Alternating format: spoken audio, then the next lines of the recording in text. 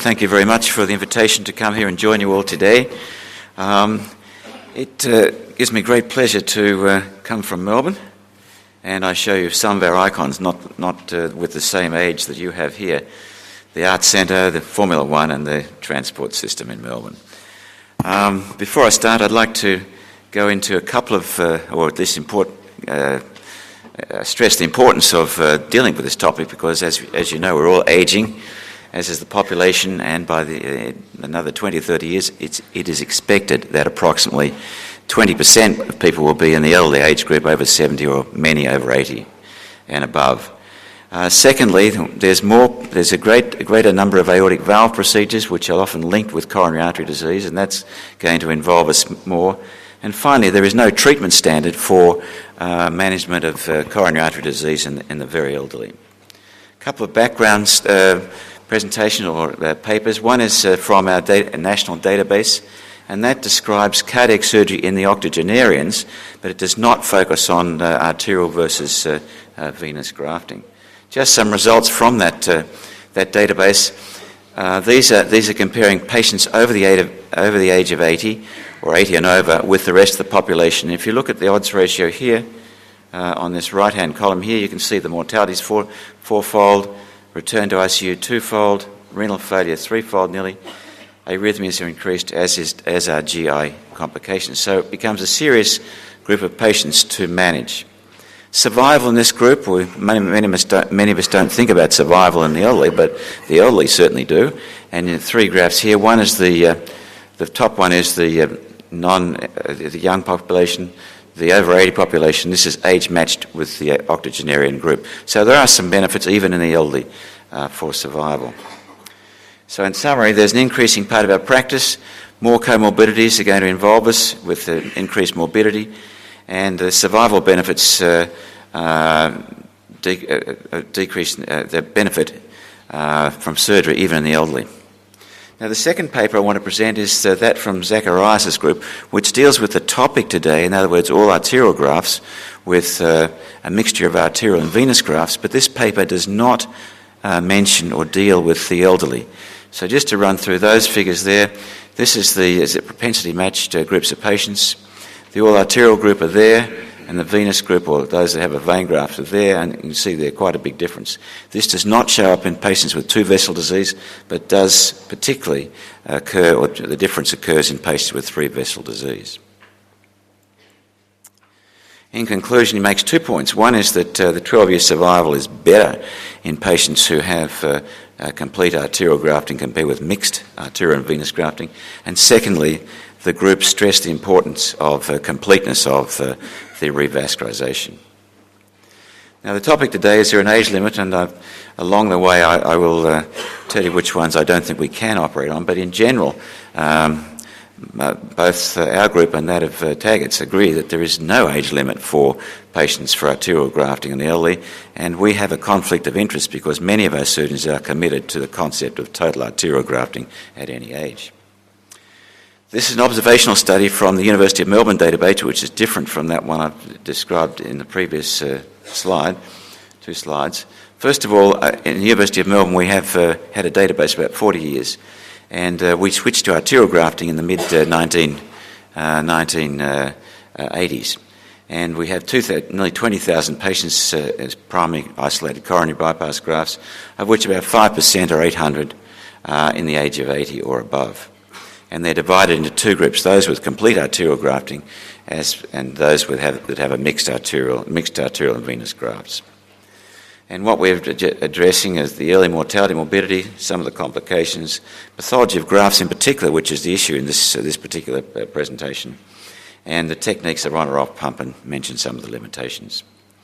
Now, in the past, when we first started doing these arterial grafts, complete arterial grafts in the 1980s and right through to the almost to the end of that century, our policy was to use skeleton, at least grafts, single internal thoracic artery with tissue around the artery, as were the radial arteries as well. So most of our complete arterial grafting in the elderly was single internal thoracic artery grafting and bilateral radial artery grafting to make up the three sites.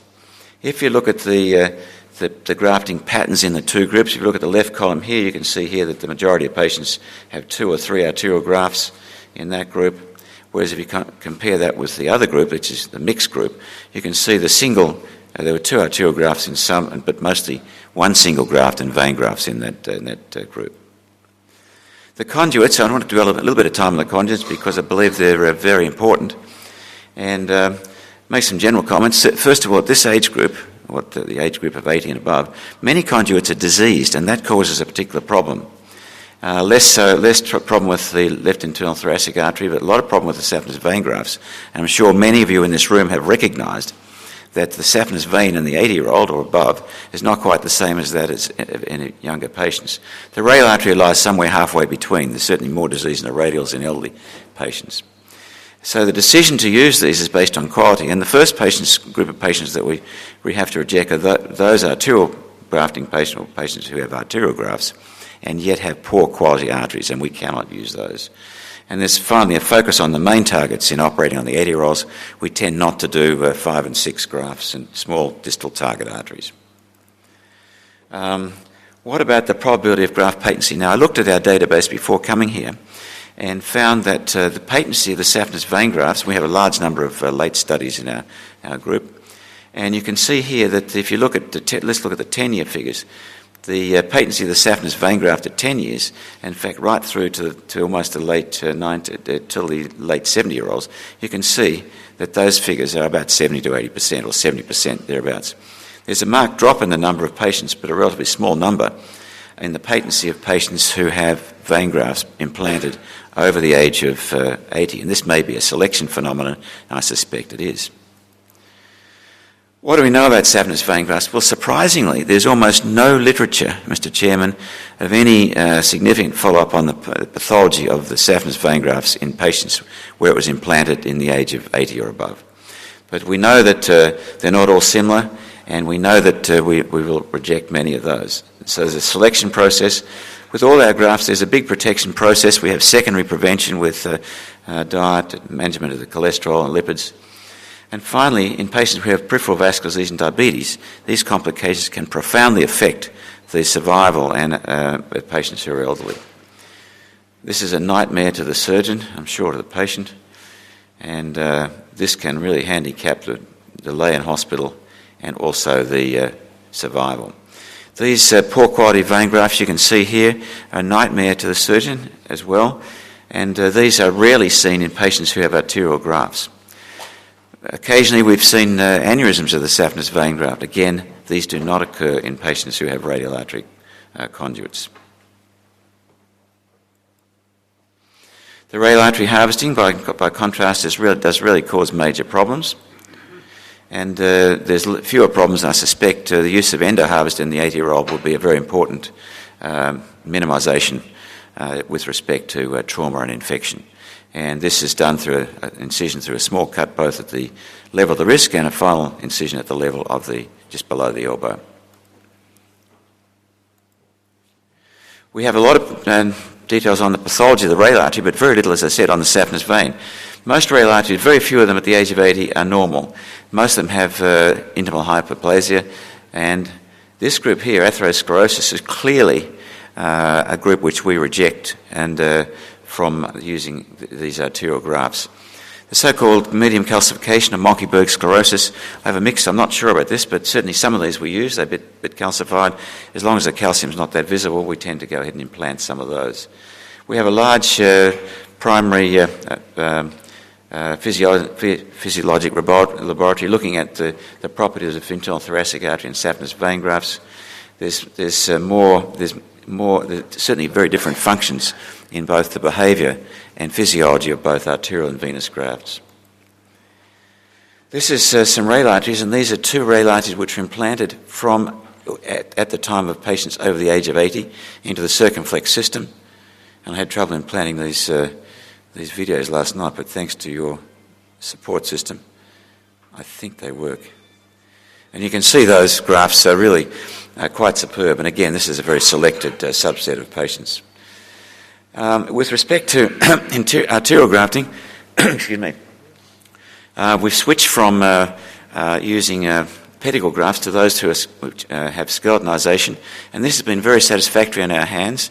And these grafts have been used more recently, but not earlier in our large series of coronary artery bypass grafts over the age of 80. I'll just briefly touch on some of these: the mortality, stroke, and infection in these groups. And this is a summary of the entire group of the 8,000 patients 18,000 patients. And you can see here that the mortality stays low until the 70s and creeps up. And again, like most other series in the age of 80 or above, the mortality is about 4% in isolated primary coronary artery bypass procedures. Now the question is, does the arterial grafting affect increase the mortality? Now this is broken down into two subsets of patients. This is the arterial group. This is the mixed saphenous vein arterial group here. And you can see here, if we look at just the mortality figures down here, over the age of 70, the mortality is 1.6% in the arterial group, and about the same in the saphenous vein mixed hybrid group. And again, like the other figures I presented, the mortality in both these groups, surprisingly in the arterial group, is 4.6%, as is the mortality in the mixed saphenous vein arterial hybrid group. So no real difference. So it doesn't appear to be a downside in the mortality. What about sternal infection? This is the thing that worries most of us, I guess, because it's such a nasty complication. We've got four groups here: those that have arterial grafting there, and those that have venous grafting in this group here. And we can see here that in the deep sternal wound infection complications of these about 800 patients, there is no increase in the deep sternal infection. I don't know whether it's a lucky run. We only had one in the under 70, under 80, and none in the other two groups. On the other hand, the superficial wound infection group, there is a steady trickle of those right through the series, and we can see here there's not much difference between any of those figures.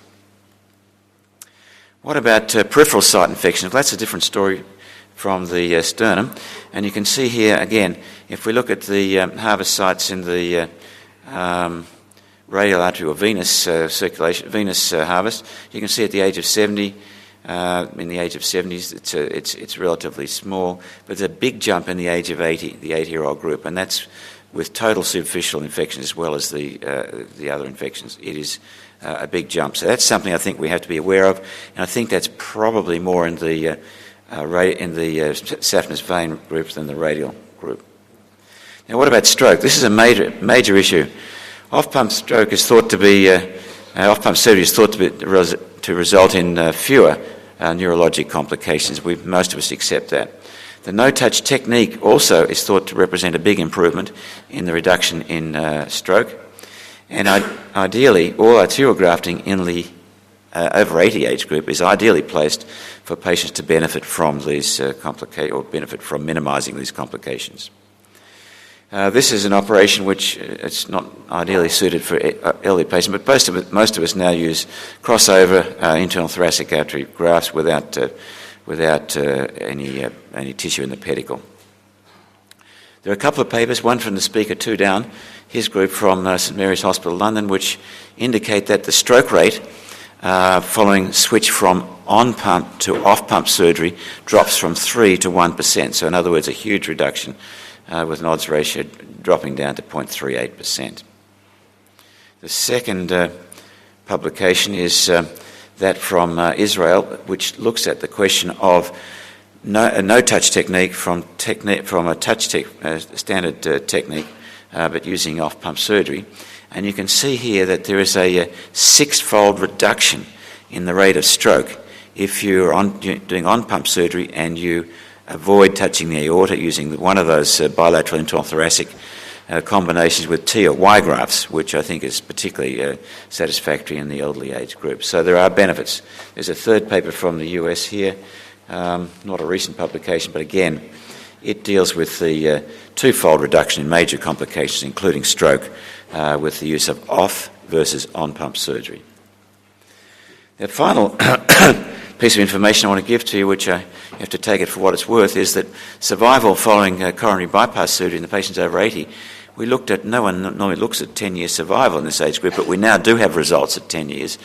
And there are two subsets of patients. First of all is the 370 patients who had complete arterial grafting, and those that the slightly larger number of patients who had coronary mixed internal thoracic and vein graft cohorts. And you can see here, I don't know whether this is real, but there appears to be a crossover at about 5 years, and there seems to be, at least in this unmatched series, an observational series, a benefit in the latter 5 years. So then, Mr. Chairman, in summary, are there any benefits in arterial grafting? And there possibly are, although I think that probably we're looking for equivalence rather than for benefits. Safety, I don't think we can show it's any safer, but it's probably no worse. Survival improvement, borderline, and perhaps in that subset. Lower morbidity in those who avoid leg incisions and wound complications. And there may be a third benefit, and that is the reduction in late reintervention and readmission to hospital for perhaps cardiac failure and other long life issues. So in summary, this is an observational study, and there's very little science involved in this, and a lot of it's just impressions and based on our two large databases. First of all, we believe arterial conduits are marginally better than saphenous vein. There appear to be no disadvantages in the 30-day outcome in our hands with those few complications that we've mentioned. And that off-pump techniques that certainly, even in this age group particularly, minimise early morbidity. David Taggart's going to follow me, and we've had many discussions, in fact, see eye to eye on most things. He's going to present the ART data looking at single versus bilateral internal thoracic artery grafting. And there is a small survival benefit in our group of 5 years. But I think the key thing here to take home is that there's very little data. There's a paucity of data about the conduits. There's a paucity of data about the clinical outcomes of these patients. So, Mr. Chairman, although there are a few patients which we don't recommend using arterial grafts, we believe that there's no age limit for all arterial coronary artery revascularization in selected elderly patients. So thank you very much for the invitation.